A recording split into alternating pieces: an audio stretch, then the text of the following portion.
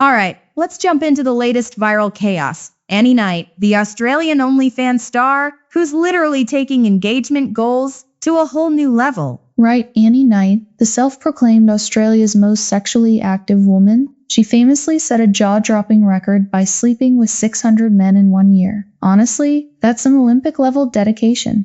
Exactly. And now Annie's decided to up the ante. She's just gotten engaged, and instead of a quiet wedding, she's vowed to sleep with 10 men before tying the knot, because apparently traditional engagements are just too mainstream for her. Yeah, forget cake tastings and flower arrangements. She's planning a world tour of hookups. Can you imagine the invitations? You're cordially invited to be number 731 on Annie's engagement hit list. Epic. What's really crazy is the speed of the engagement itself. She met this guy, Henry, and just 1 week later, boom, they're engaged in Beverly Hills. It's like a rom-com on steroids.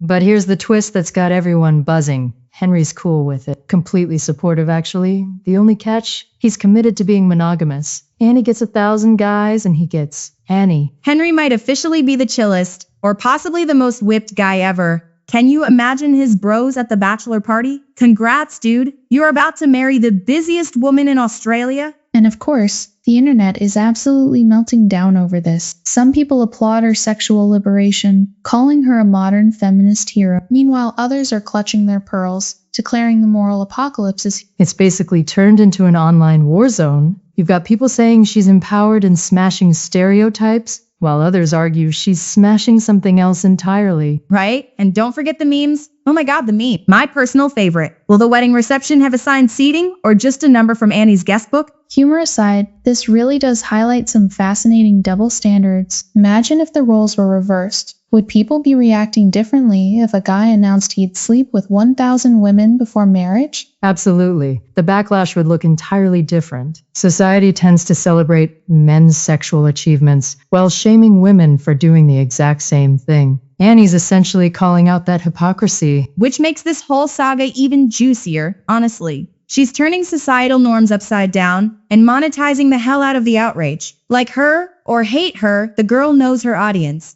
It also opens a broader conversation around sex work and digital branding. Annie's taking control of her narrative, redefining what engagement and marriage can look like for her generation. It's kind of genius branding if you think about it. She's turned her personal life into headline-grabbing content, using controversy to boost her profile even further.